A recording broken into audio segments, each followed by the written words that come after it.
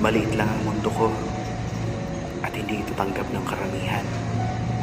Kaya kung sino na lang yung nakaka-appreciate, okay na ako dun.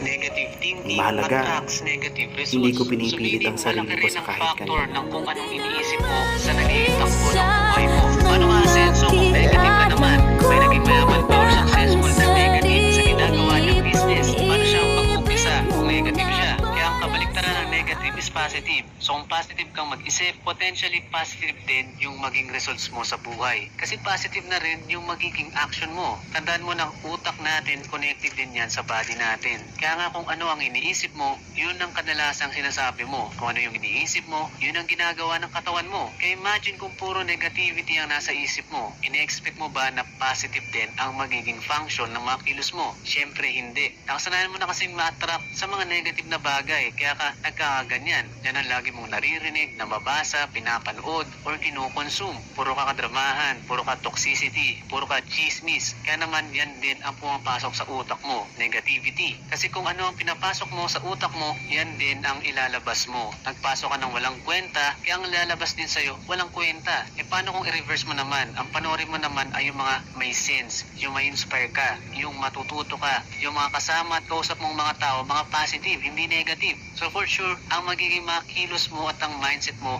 magiging positive din. Kaya ang na-attract mo, negative, kasi mga kaibigan mo, mga negative din. Pansinin mo mga tao na nagkakahawaan yan, nagagayahan ng di nila napapansin. Kaya subukan mo lang kahit mga isang buwan na tanggalin ang lahat ng negativity na kinukonsume mo at mga negative friends mo sa buhay. Paniguradong magbabago ang buhay mo.